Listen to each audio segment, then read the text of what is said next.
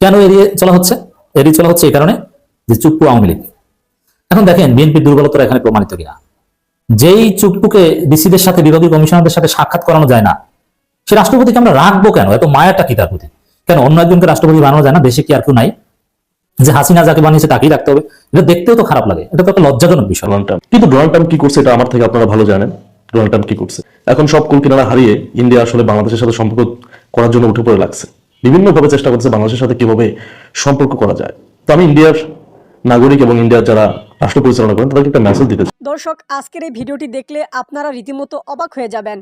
আপনারা জানেন ইতিমধ্যে আওয়ামী লীগ সরকারের পতন হয়েছে। এখন ক্ষমতায় আছেন অন্তর্বর্তী সরকার ডক্টর মোহাম্মদ ইউনূস। অন্তর্বর্তী সরকারের মাননীয় উপদেষ্টা ডক্টর মোহাম্মদ ইউনূস থাকাকালীন দেশে কি কি ঘটনা ঘটে যাচ্ছে তা আপনাদের প্রমাণ সহকারে দেখাবো। দর্শক, কথা আর বাড়াবো না, ভিডিওতে চলে যাব। তার আগে আপনাদের কাছে ছোট্ট একটি অনুরোধ, আপনি যদি আমাদের চ্যানেলে নতুন দর্শক হয়ে থাকেন তাহলে অবশ্যই চ্যানেলটি সাবস্ক্রাইব করে পাশে থাকা বেল আইকনটি বাজিয়ে দিতে ভুলবেন না। যারা অলরেডি আমার চ্যানেলটি সাবস্ক্রাইব করেছেন তাদেরকে জানাই অসংখ্য ধন্যবাদ। চলুন ভিডিওটি শুরু করা যাক। সময় উপযোগী আরেক নজির সৃষ্টি করলেন ডক্টর ইউনূস।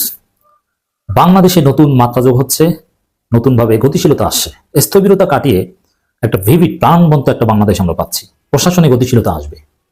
ডক্টর ইউনূস সরকার দ্বিতীয় ইনিংসে প্রবেশ করেছে। আপনারা জানেন এই দ্বিতীয় ইনিংস ভালোভাবেই চলবে। এরপরে ফাইনাল ইনিংস, প্রথম সাময়িক, দ্বিতীয় সাময়িক চলছে, তারপরে ফাইনাল।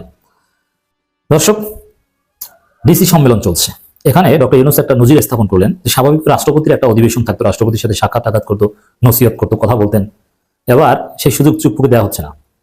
এর মানে বিএনপির যে চুপ্পু, বিএনপির প্রিয় চুপ্পু, যাকে রক্ষা করার জন্য কত মায়া কান্না, কত কান্নাকাটি, সেই চুপ্পুকে এই সরকার গনে না। চুপ্পু পুতুল। যুগ যুগ ধরে চলমান যে রীতি, নজির, যে ডিসিরা রাষ্ট্রপতির কাছে যাবে, কথা বলবে, নসিহত, এটা একটা নজির, প্রশাসনিক একটা স্ট্রাকচার। কিন্তু সেই চুপ্পুকে গোনার টাইম নেই। এটাকে আমরা গুরুত্বপূর্ণ মনে করি এই সেন্সে যে চুপ্পু যে গুরুত্বহীন, ফর্মালিটিস বা এগুলোতেও যে চুপ্পুকে অনেক সময় দরকার নেই, এটা ডক্টর ইউনূস সরকার প্রমাণ করে দিলেন এই চুপ্পুকে বা রাষ্ট্রপতিকে এড়িয়ে। ডিসিদের নানান নসিহত করেছেন, নির্দেশনা দিয়েছেন।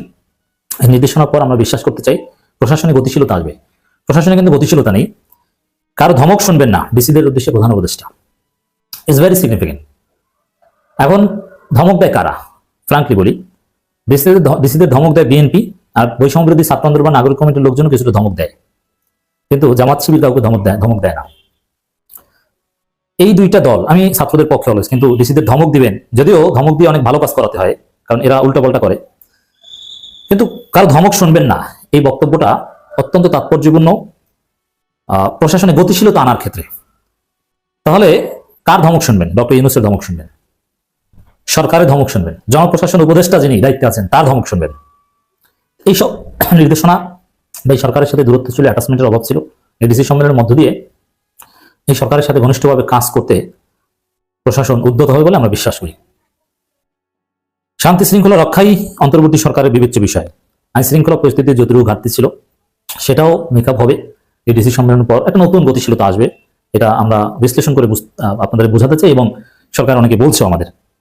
এবং সরকারের দ্বিতীয় ইনিংস, মন্ত্রিপরিষদ বিভাগ সূত্রে জানা গেছে রেওয়াজ থাকলেও এবার বঙ্গভবনের রাষ্ট্রপতির সঙ্গে ডিসিদের সৌজন্য সাক্ষাতের সুযোগ রাখা হয়নি। ফলে এবছর রাষ্ট্রপতি মোহাম্মদ শাহাবুদ্দিনের সঙ্গে ডিসি বিভাগীয় কমিশনের সাক্ষাৎ হচ্ছে না। এখন এরকম না যে করোনা বা নানান কারণে এড়িয়ে চলতেছে, এরকম কিন্তু কিছু না। কেন এড়িয়ে চলা হচ্ছে এই কারণে যে চুপ্পু আওয়ামী লীগ। এখন দেখেন বিএনপির দুর্বলতা এখানে প্রমাণিত কিনা। যেই চুপ্পুকে ডিসিদের সাথে, বিভাগীয় কমিশনারদের সাথে সাক্ষাৎ করানো যায় না, সে রাষ্ট্রপতিকে আমরা রাখবো কেন? এত মায়াটা কি তার প্রতি?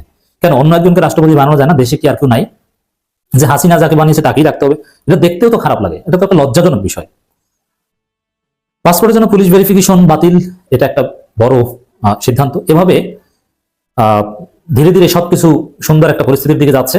প্রশাসনে সব জায়গায় একটা নতুন গতিশীলতা আসবে, এবং এই রাষ্ট্রপতিকে ইগনোর করার মধ্য দিয়ে অ্যাটলিস্ট এটার সিম্বলিক গুরুত্ব আছে, এবং ডক্টর ইউনূসের একটা শক্ত কর্তৃত্ব প্রশাসনের উপর তৈরি হবে ইনশাল্লাহ।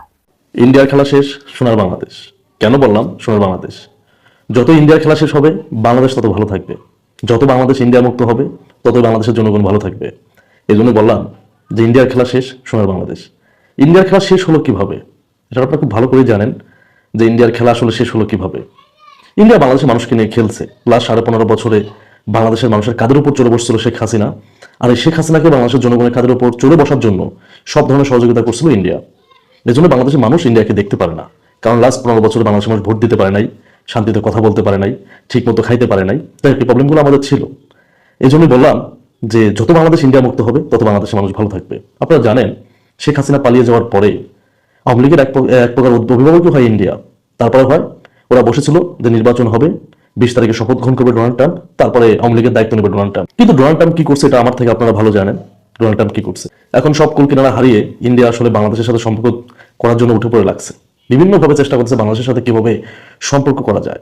তো আমি ইন্ডিয়ার নাগরিক এবং ইন্ডিয়ার যারা রাষ্ট্র পরিচালনা করেন তাদেরকে একটা মেসেজ দিতে চাই, সেটা হচ্ছে আপনারা বাংলাদেশের জনগণের বন্ধু হবেন। অলরেডি বাংলাদেশের জনগণের সাথে যা করছেন বাংলাদেশের জনগণ তো অ্যাকসেপ্ট করবে না, কিন্তু অ্যাকসেপ্ট করার একটা অপশন আছে। যদি এই কাজটা করতে পারেন বাংলাদেশের মানুষ হয়তো সবকিছু ভুলে গেলেও যাইতে পারে। আপনারা যে স্বৈরাচারী শেখ হাসিনাকে আপনাদের দেশে আশ্রয় দিচ্ছেন তাকে ফেরত দেন, তাকে ফেরত দেন এবং আওয়ামী লীগকে ছুঁড়ে ফেলে দেন, আওয়ামী লীগকে পচা কুয়ায় ফেলে দেন। তাহলে বাংলাদেশের মানুষ ভুলে গেলেও যাইতে পারে, ভুলে যাবে এটা আমি বলতে পারতেছি না, ভুলে গেলেও যাইতে পারে যে আপনারা লাস্ট 15.5 বছরে বাংলাদেশের জনগণের সাথে কি করছেন। 15.5 বছর বললে ভুল হবে, আপনারা স্বাধীনতার পর থেকেই বাংলাদেশের মানুষের কাঁধের উপর চড়ে বসছেন। তো এখন তো 24-এ একটা যুদ্ধ করলাম, আমি মনে করি ইন্ডিয়ার সাথে যুদ্ধটা ছিল, আপনার সাথে যুদ্ধ করে আমরা নতুন একটা বাংলাদেশ পেলাম। এই বাংলাদেশকে নতুন করে গড়ার চেষ্টা করতেছি, আর আপনারা বিভিন্নভাবে বাধা দিচ্ছেন, বিভিন্নভাবে বাধা দিয়ে যাচ্ছেন। তো আপনারা যতই চেষ্টা করেন যে বাংলাদেশের সাথে সম্পর্ক করবেন, আমি মনে করি বাংলাদেশের বিভিন্ন দল মেনে নিলেও সাধারণ জনগণ এটা মেনে নিবে না, সাধারণ জনগণের এটা মেনে নিতে কষ্ট হবে। তারপরেও সাধারণ জনগণ ভুলে গেলেও যাইতে পারে প্লাস 15.5 বছর আপনারা কি করছেন বাংলাদেশের জনগণের সাথে। যদি আপনারা শেখ হাসিনাকে বাংলাদেশে ফেরত দেন এবং আওয়ামী লীগকে পচা কুয়ায় ফেলে দেন, তাহলে বাংলাদেশের মানুষ সবকিছু ভুলে যেতে পারে, আপনাদেরকে বন্ধু বানাইলেও বানাইতে পারে, but I am not sure. তো যাই হোক, খেলা প্রকার শেষ, নতুন করে শুরু করতে হলে 100% বাংলাদেশের জনগণের কাছে ভালো হইতে হবে, তা না হলে ইন্ডিয়া ওয়াচিং বাংলাদেশ থেকে দৌড়ানি খাবে। খুবই খুবই খুবই খারাপ সংবাদ হচ্ছে আওয়ামী লীগের অনুসারী যারা আছেন তাদের জন্য, খোদ শেখ হাসিনার জন্য, ইভেন ভারতে যারা এই মুহূর্তে পলাতক আছেন আওয়ামী লীগের অনেক নেতাকর্মী তাদের জন্য। কারণ ইন্ডিয়া টুডে, আপনারা জানেন যে ভারতের খুবই শক্তিশালী একটা গণমাধ্যম, তারা একটা জরিপ চালাচ্ছে। জরিপটা কি? ভারতের প্রভাবশালী সংবাদ মাধ্যম ইন্ডিয়া টুডে, তাদের জরিপটার নাম হচ্ছে India today mode of the North east. এই শীর্ষক জরিপ, এটা হচ্ছে কি, জরিপে জানতে যাওয়া হয়েছে বাংলাদেশের সাবেক প্রধানমন্ত্রী শেখ হাসিনাকে ভারত সরকারের আশ্রয় দেওয়া প্রসঙ্গে আপনার মতামত কি। আর বিষয়টা খেয়াল করছেন যে আমরা জানি ভারত ফেরত দেবে না, বাট এখন জনগণের কাছে তারা জানতে চাচ্ছে যে আপনার মতামত কি। একটা জনমত সেখানে তৈরি কিন্তু হচ্ছে। এখন আপনি জিজ্ঞেস করলে, ধরুন আপনি কোনো কাজ করছেন, কাউকে জিজ্ঞেস করছেন, এটা একরকম। আর যদি জনগণকে জিজ্ঞেস করেন, অফকোর্স একটা নাম্বার অফ পিপল তারা কিন্তু এই জরিপের মধ্যে বলবে যে অবশ্যই শেখ হাসিনাকে ফেরত পাঠিয়ে দাও, আবার কেউ বলবে যে না। একটা যাচাই চলছে। চলতি মাসে, এই ফেব্রুয়ারি মাসে ভারতের উত্তর পূর্বাঞ্চলীয় 8টি রাজ্যের নাগরিকদের মধ্যে এই ইন্ডিয়া টুডে তারা mood of the North East নামক এই জরিপ চালাচ্ছে। জরিপের ফলাফল এক্স হ্যান্ডেলে শেয়ারও করছে ইন্ডিয়া টুডে NEE। জরিপের 3টি প্রধান অপশন দিয়েছে ভারতের নাগরিকদের জন্য। নাম্বার 1, তিনি ভারতের মিত্র, তাকে আশ্রয় দেওয়া ঠিক আছে। এই মতের পক্ষে ভোট দিয়েছে মাত্র 23% উত্তরদাতা। বুঝতে পারছেন? সেকেন্ড রেজাল্ট দেখেন। আর বিপক্ষে ভোট দিয়েছে যে তিনি ভারতের মিত্র বাট তাকে আশ্রয় দেওয়া ঠিক নাই, এই মতামতের উপর ভোট দিয়েছে 37.6% জনগণ। বিদ্যমান পরিস্থিতিতে বাংলাদেশের সঙ্গে ভারতের সম্পর্ক উন্নয়নের স্বার্থে শেখ হাসিনাকে ভারত পাঠানো উচিত। আপনি কি মনে করেন পাঠানো উচিত? উচিত মনে করছে আপনার 55% ভারতীয় নাগরিক, 8টা রাজ্যে জরিপ চলছে। আর পাঠানো উচিত না এইটা মনে করছেন 21.1%। তাকে বাংলাদেশে ফেরত পাঠানো উচিত নয়, বরং অন্য দেশে চলে যেতে বলা যেতে পারে। এই জরিপের পক্ষে মত দিয়েছে 16%, খুবই কম। বিপক্ষে মত দিয়েছে আপনার 29.1%।